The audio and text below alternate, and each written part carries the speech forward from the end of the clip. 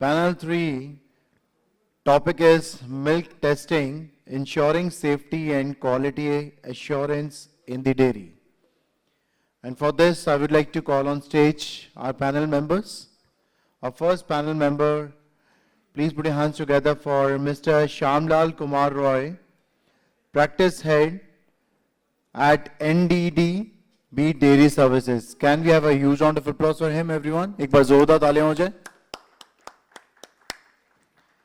Miss Aparna Tandon Jain, Lead Nutritionist and NPD at Signutra.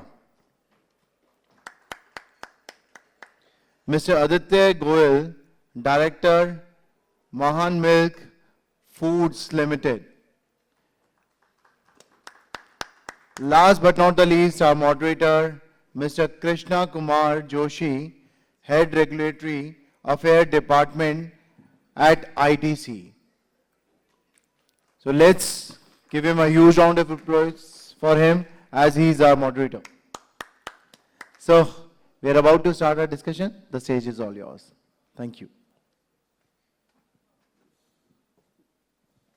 Hello. So I think you are settled and your food is also settled after lunch inside your stomach. So probably we'll have a good discussion on this particular subject. And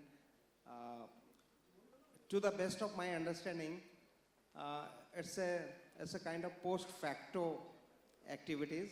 You know, something goes wrong and then you start testing, detecting, monitoring and all these things. So, and sometime, you know, these kind of protocols are used for pre-inspection also and, you know, at your farm gate level also. So probably my colleague will give a good understanding on those particular aspect of the testing and protocols. Although there are many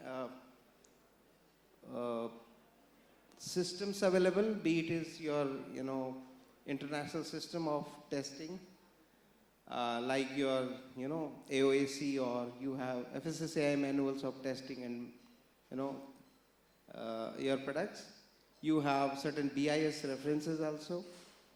Even though, you know, those are available in a public domain and you might be using those one, but still they will try to make sure that, you know, some live examples can be put forward in front of our you know, colleagues sitting over there.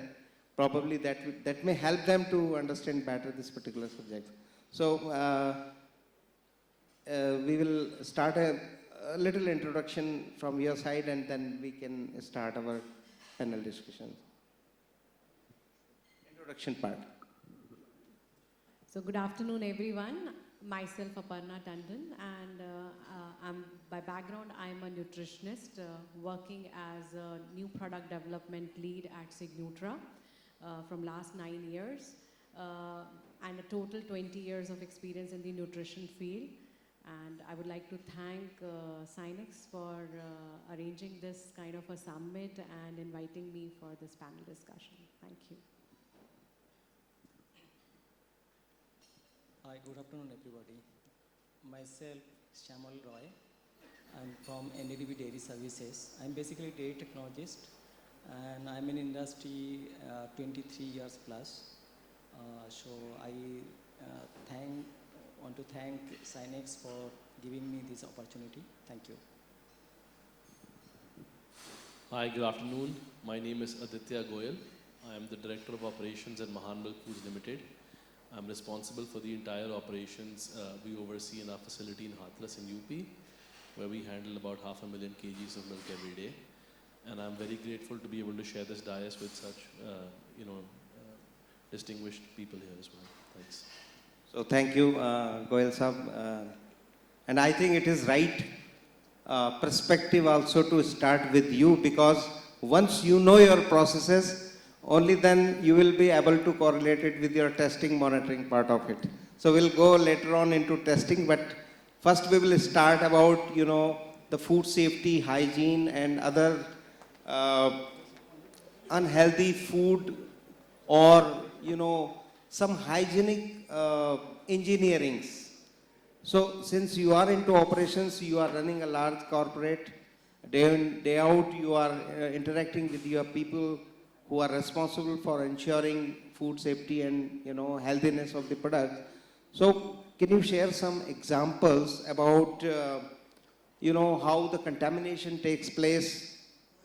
And I will not I will request you not to touch upon high funda, understanding of it.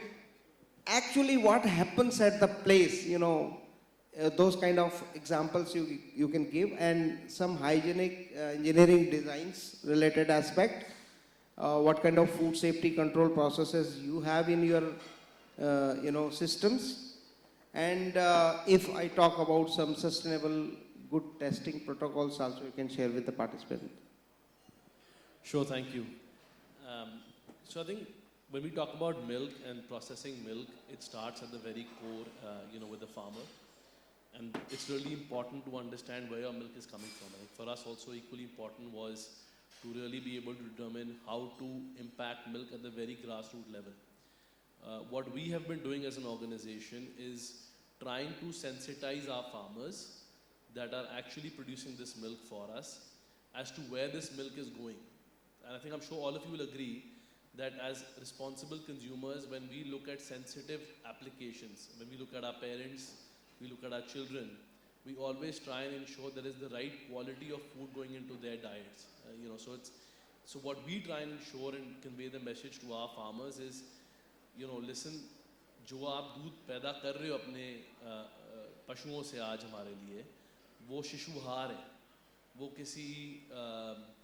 किसी बुजुर्ग आदमी का खाना है, पोषण है, thank you sir, पोषण है, so to me, what we really found, people understand much better with practical examples. Everybody is living in the same ecosystem of taking in food and eventually making it food for their family. So we try to explain to them that the milk we produce is eventually making its way into digestive tracts of people where there is sensitivity. And I think that we see has a much greater and profound impact when they also tell their surrounding farmers that देखो हमारा दूध आज बच्चों के खाने में जा रहा है. I think that to me is one step forward in terms of trying to build that quality culture. We can always go and say, look at buying better quality feed. We can say, look at better veterinary systems, look at better health of your animals. We do a lot of checklists. We do a lot of training with the farmers to make them understand the importance and the sensitivity of how much a small change can impact the quality of milk. We talk about season, soil, feed, all of these have a very tremendous impact on the quality of milk. So I think one of the biggest things that we do is try to connect with the farmer, try to engage them at a community level, try and build confidence in our ability to, help them, upskill them, upvalue them. We do a lot of work in also, trying to make them understand the benefits that they will accrue by producing good quality milk. We've obviously been doing a lot of programs with them to help them, understand better yield practices, better access to different kinds of cattle breeds and so on and so forth. So there's a lot of work done at the farm level, sir, with us that we try to focus on. And then moving into obviously the process side of things, when we receive the milk, we also ensure the milk is tested fully so that there is no risk being posed to our consumers and our customers by way of various levels of contaminants. So we look at antibiotics in every load of milk that comes into our farms. We look at melamine, we look at the macroscopic nutrients, which is the proteins, the minerals, the fats.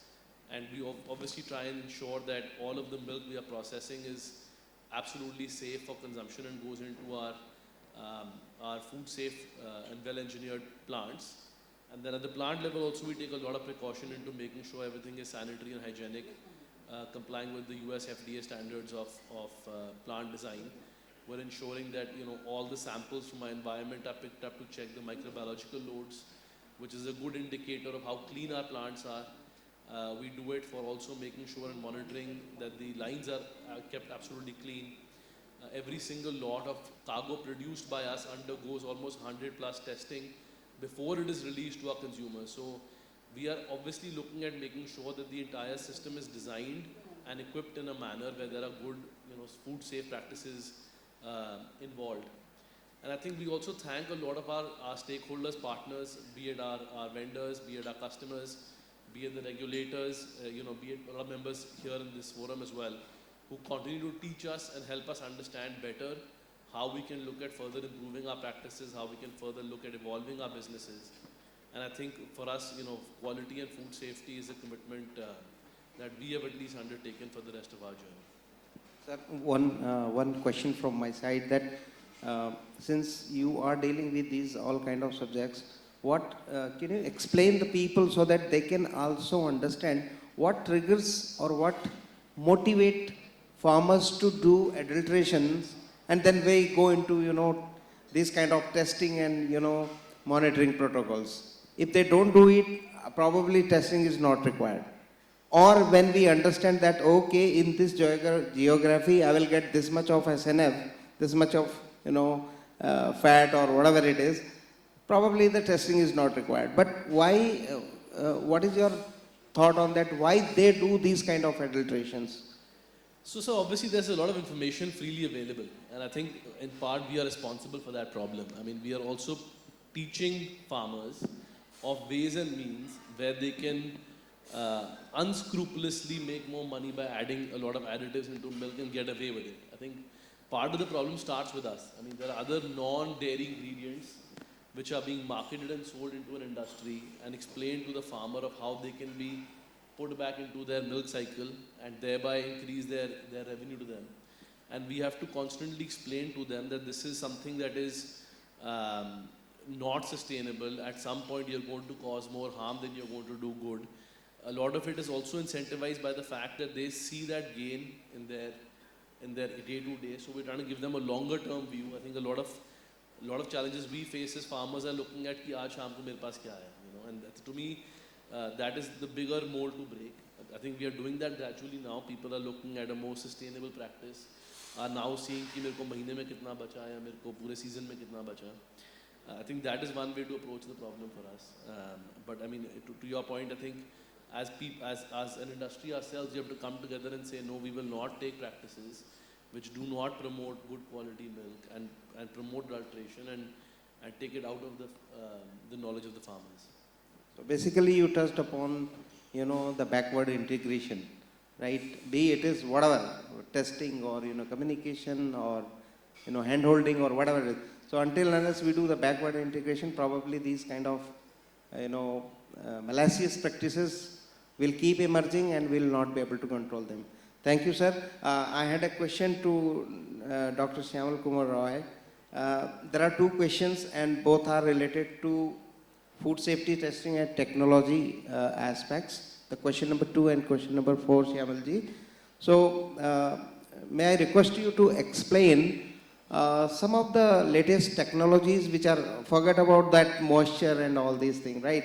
SNF testing, protein testing, forget about that. Are there some good testing protocols available which may help our participants to understand, okay, if I employ these kind of testing at the source level, probably I may be able to control my process and my products in a better way.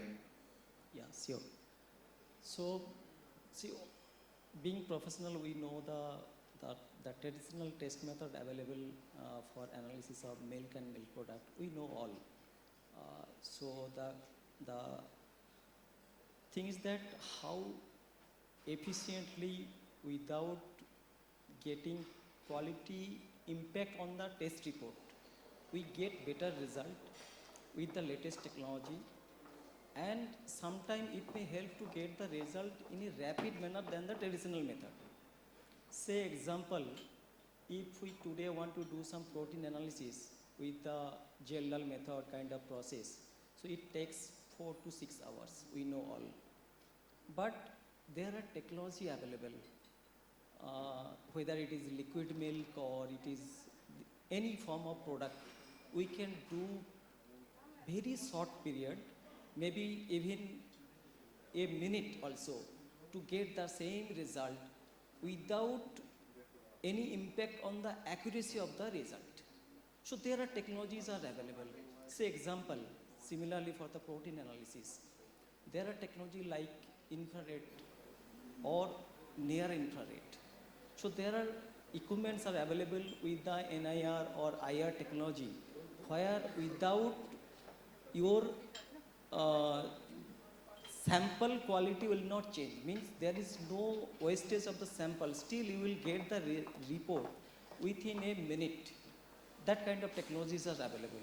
So there are like latest technology like IR or NIR, then gas or liquid chromatography, then luminometer kind of analysis. See, gas and liquid chromatography, we know this is a means it's time consuming method, but we require, why we require, when we look for the any means minute level any adulterants or the like your veterinary drugs or pesticide residues, there is no traditional method to get those kind of analysis report. So in that case you need this special technology to get these minor adulterants or the contaminants in the milk and milk product. Similarly, like in combination with gas and liquid chromatography or MSMS, that kind of technologies are available. Then regarding this luminometer, this is like a, ATP, we know adenosine triphosphate, that is one component available in all like your bacteria or whatever the organisms.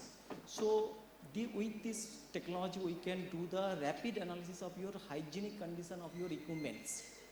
Like you are doing the CIP or sanitation, what is the efficiency of your method that you can do with a fraction of second. You need not to wait for like coliform will come after 24 hours or today at 3 o'clock we taken the sample, but my protocol, testing protocol will be like tomorrow morning again 9 o'clock analysis will be there. So I'll get on third day, not today, not tomorrow, third day I'll get the result. But I cannot wait to get the result to run my plant. So I need a rapid method where I can get the report as early as possible. So luminometer is the facility where you can do check the hygienic or your sanitary condition of your equipments. Similarly, suppose you have the water, the toxicology, that kind of the similar equipments, there are a lot of different form of luminometers are available which can be used for the different multiple purpose, microbiological analysis, your sanitation condition of the equipments, then water toxicology, that kind of testing is available. Then another some of the technology like DNA or biomolecular technology, which are used for again for the minor components present in the product. And the DNA based fingerprint technology used to detect the pathogen in the product. And then you know the ELISA test method, there are widely applicable now, we are using in the industry also. These are rapid method, PCR method also available.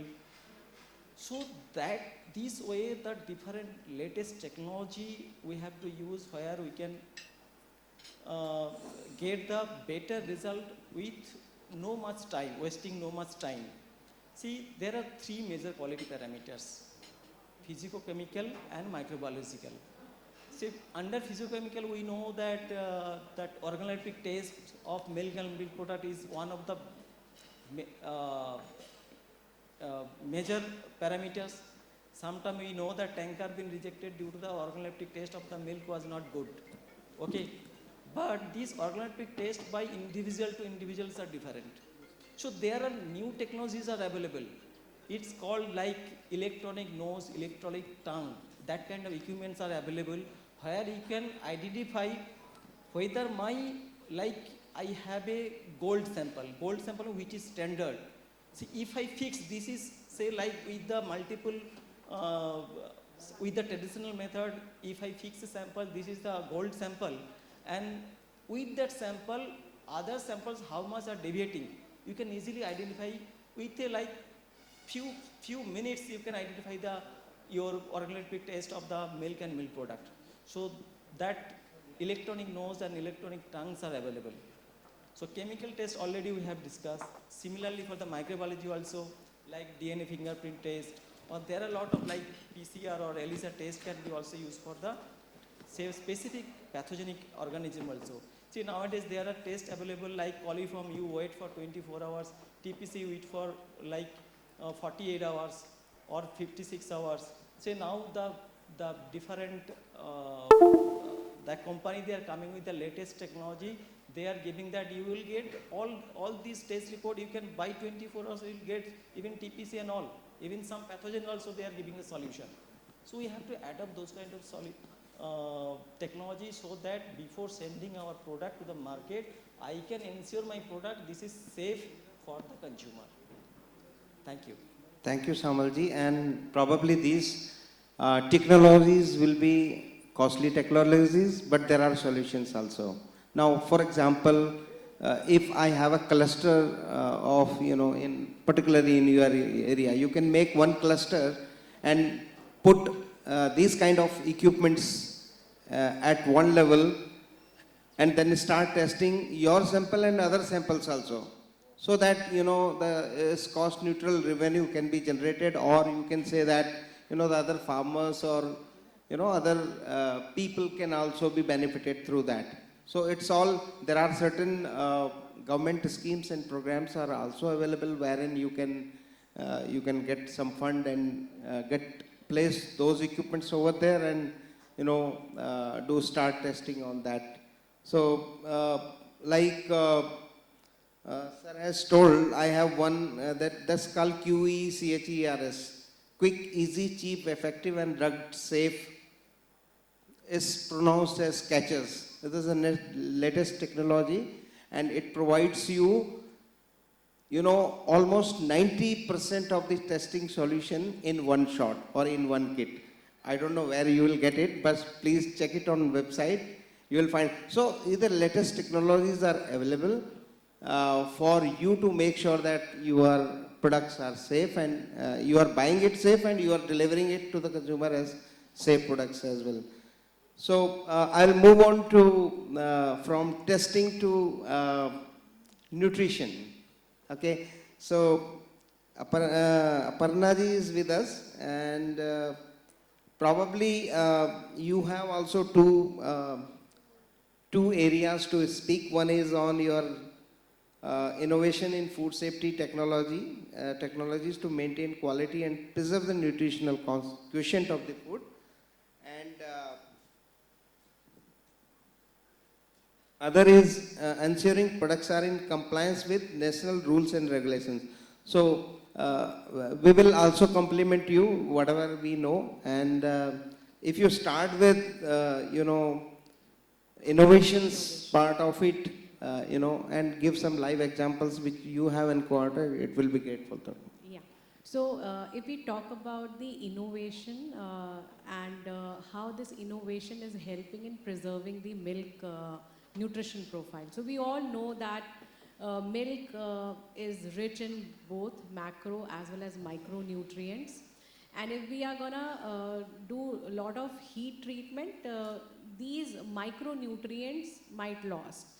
So there are a lot of innovations which are happening in this particular field so as to preserve as much as nutrition profile we can preserve.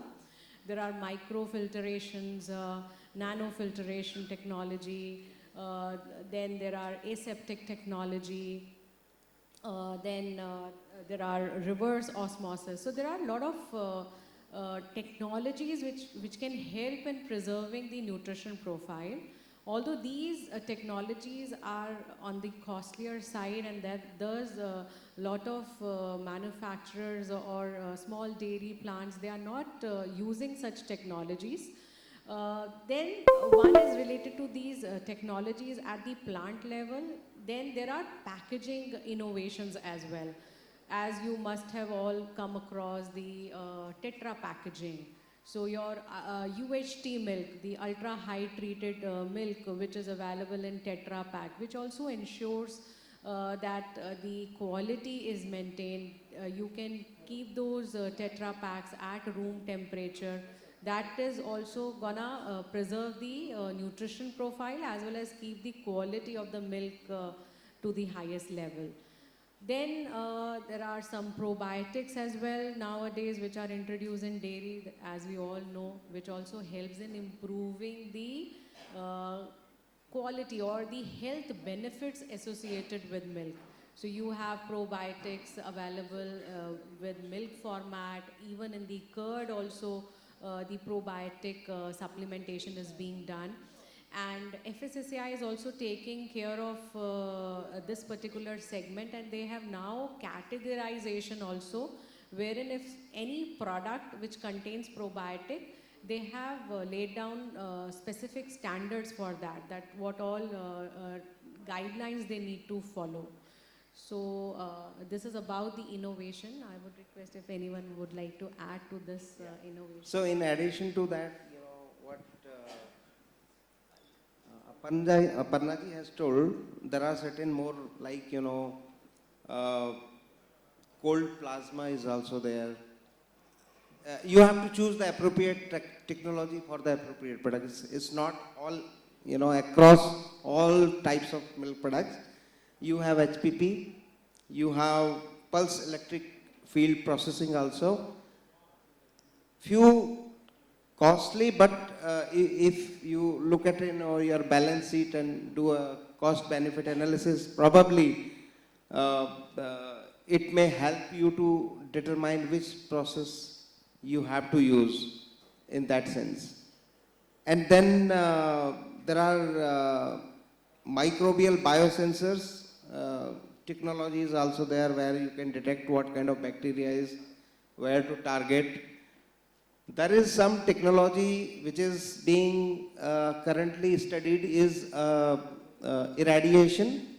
Currently it is being used in, you know, grains largely, but the people are trying for these kind of liquid products also. I don't know what will be the residual level of those radiations in the product once, you know, product is irradiated. So some people are trying for that also in the liquid format. So research is going on.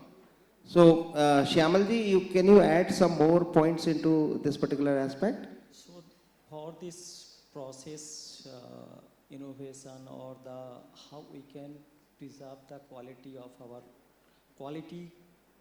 the quality of the nutrients for which we want for we take food for the nutrients. So how we can preserve that? So there are some other technologies are available which will improve your product quality in terms of microbiological, and also it will preserve your quality nutrients also.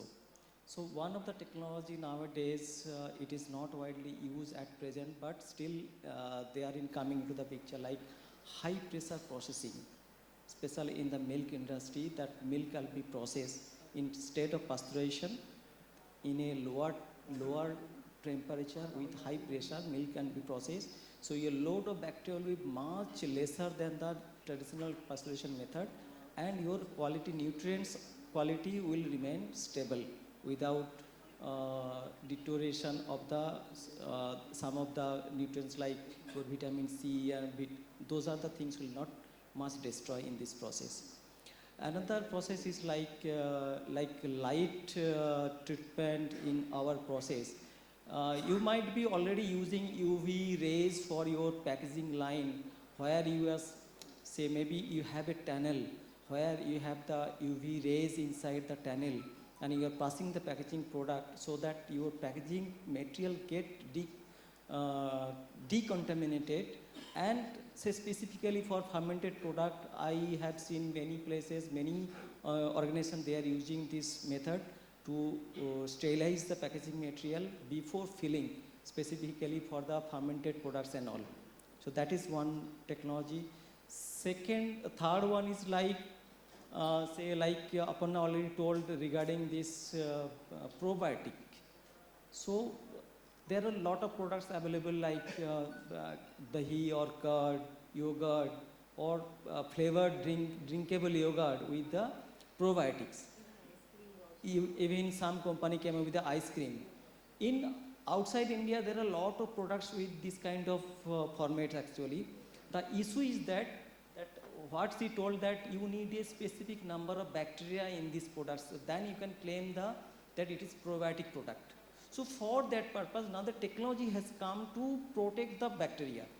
Not only protect the bacteria, like we are adding, like we know the fortification is like a common process now, because you need the vitamin B12 or vitamin C, vitamin A, but you are not, if you ask a people to take a vitamin B12 capsule or tablet, they will not take it.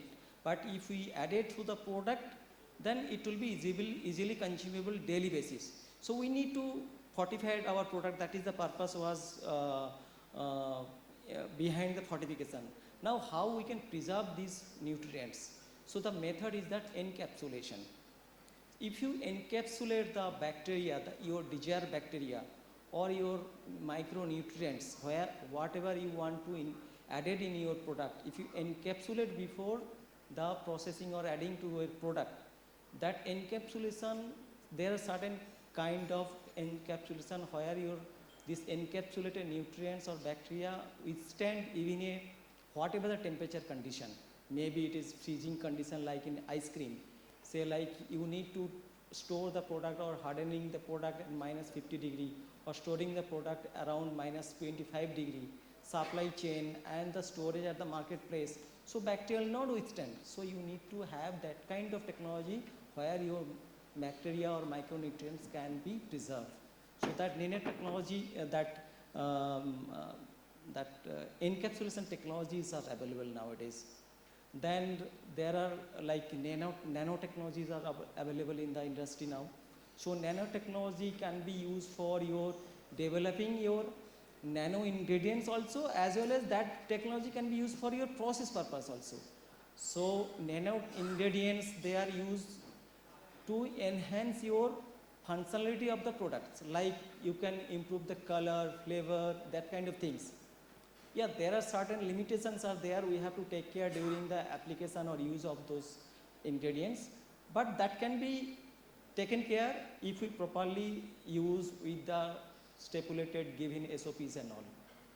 Thank you. Thank you, Shyamalji. And I would like to share with you my live example, especially when it comes to the cost. Okay, since last almost 13 years, we believe that I'm talking about some other product. Okay, we believe, and international fraternity believes, that heating is a costlier solution than fumigation or some chemical treatment.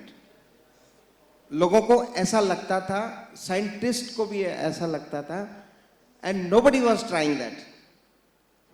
But when we tried it, because of some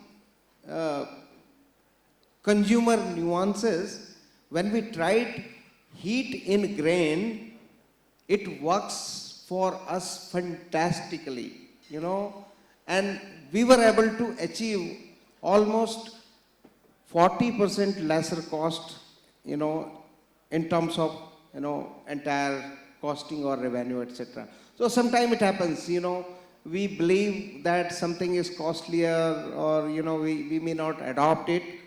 But if somebody tries it and find out, you know, maybe it will help you to get into that kind of better technology which will preserve your nutrition or your food safety as well.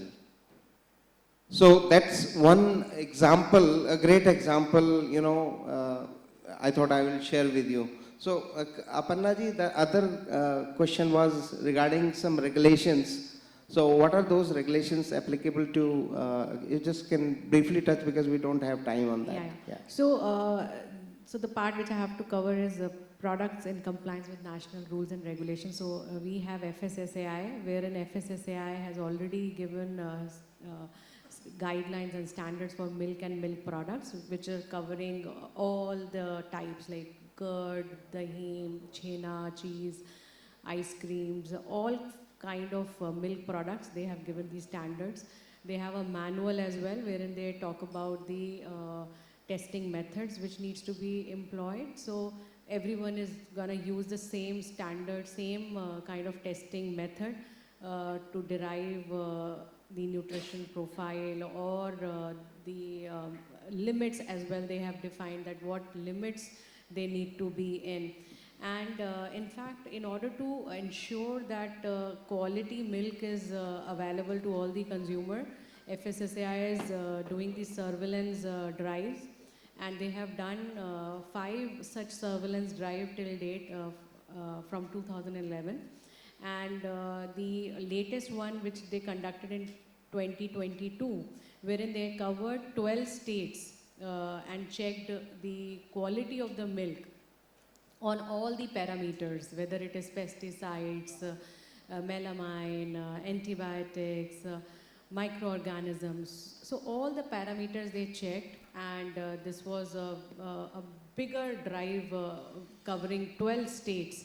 And they didn't find any lapses in any of the the milk they tested. So, and they are continuing such kind of initiatives so as to ensure that the quality milk is given and available to the consumers. Other than FSSAI, we also have BIS, the ISI mark, which also ensures the quality, which gives the consumer an assurance that whatever they are drinking is of high standard and the quality is maintained at all the steps. We all know that milk is such a perishable item, and there are it follows a long chain. So from how this is reaching the plant, and then the treatment or whatever processes are happening at the plant level, and then packaging, and then through the cold chain processes, how it is reaching the end consumer. So checking the quality of the milk and maintaining that at every stage, then only the certifications are awarded to the manufacturer. So both FSSAI as well as BIS are working towards that. And it's not just the milk, the liquid form, they are having standards for the powder format as well.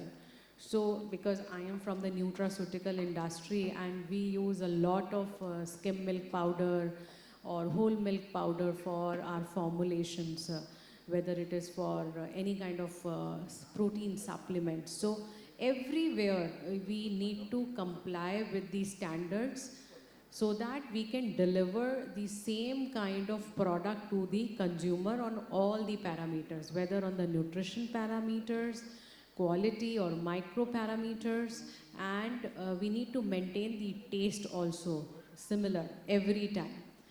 So I think they are doing a very good job. So thank you very much. But I was surprised to hear that, the regulator has tested not many samples and non-compliance was very less. Now probably I'm triggering you, it is my advice and what I learned in ITC. Please, it is not possible to test each and every batch or every lota of the milk, right?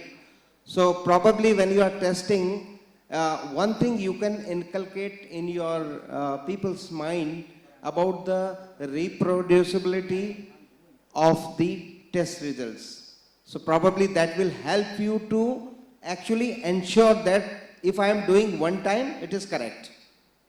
So reproducibility of the result, probably the big testing lab, they do it, they participate in various this kind of programs where proficiency testing is being done, and it is ensured that the person who is testing it is producing a similar kind of result through his equipments or through his, because sometimes fatigue is also there. If you ask me to test 100 samples, it is a human fatigue.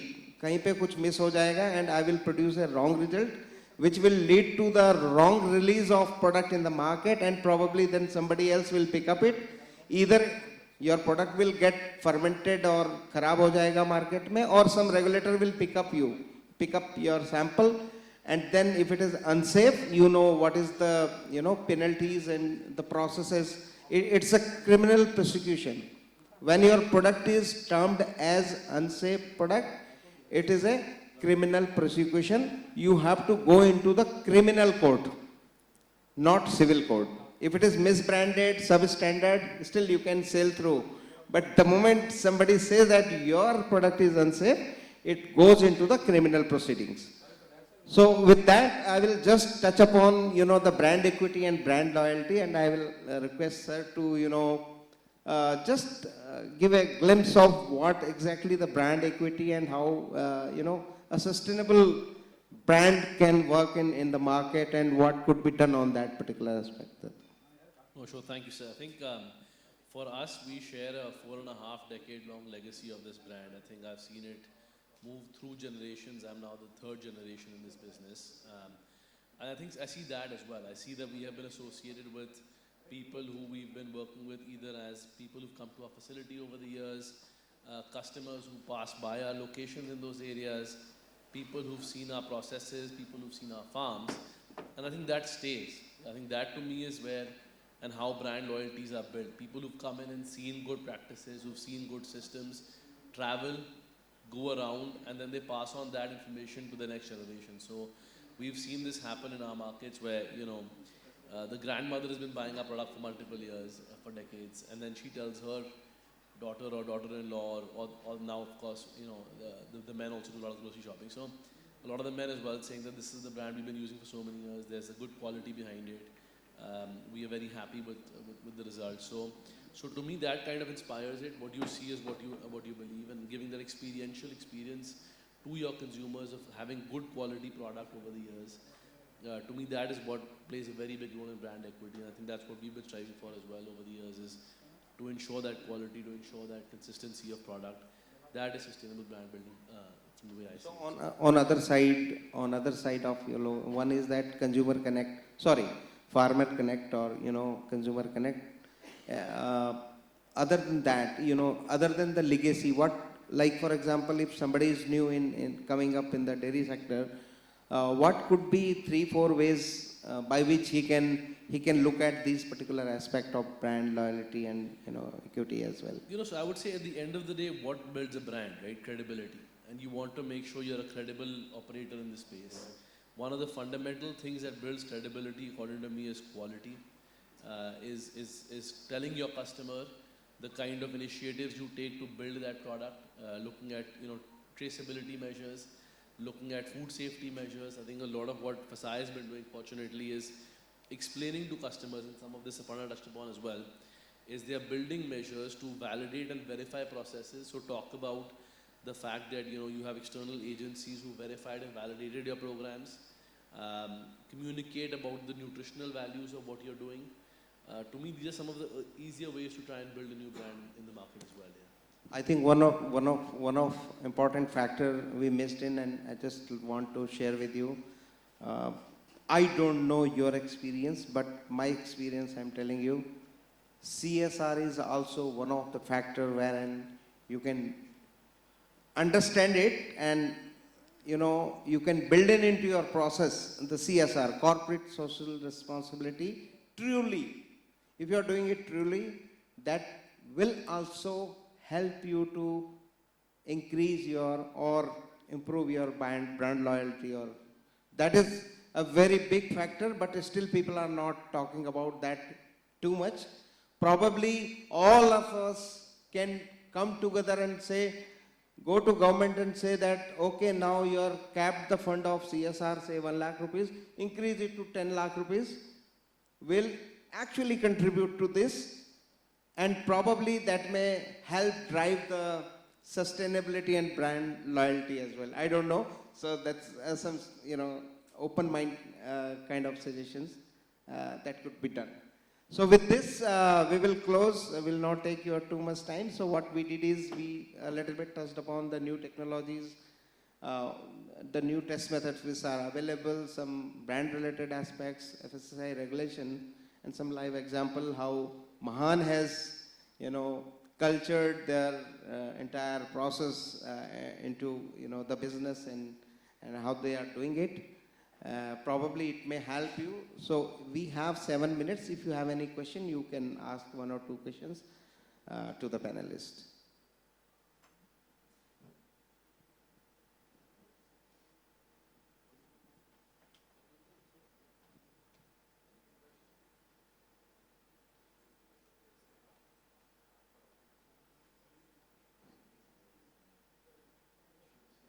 Any questions, sir?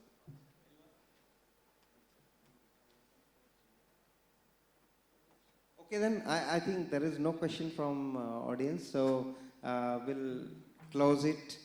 Thank you very much for your patience, and hope it has added value to your knowledge. I'm not saying you are also expert, but probably something new might have come and which may add value to your processes. Thank you very much. Thank you so much to all the panel members. Let's give them a huge round of applause. Okay, to felicitate all the panel members, I would like to call on stage Mr. Ravindra Singh Jaswal. Please come on the stage, sir.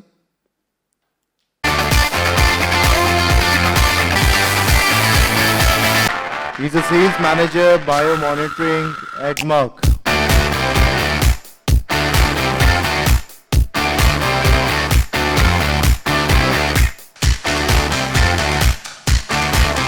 Let's start the felicitation with Mr. Shyamal Roy.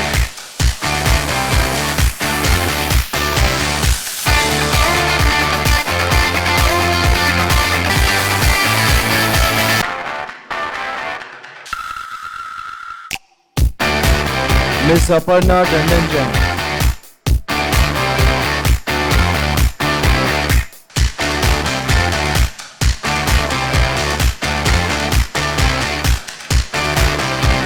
Mr. Aditya Goyal.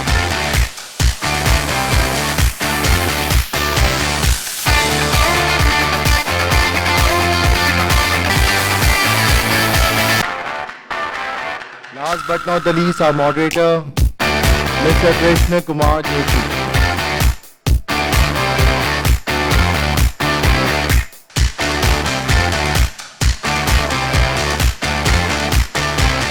Thank you so much, Mr. Ravindra Singh, and all the panel members for joining us.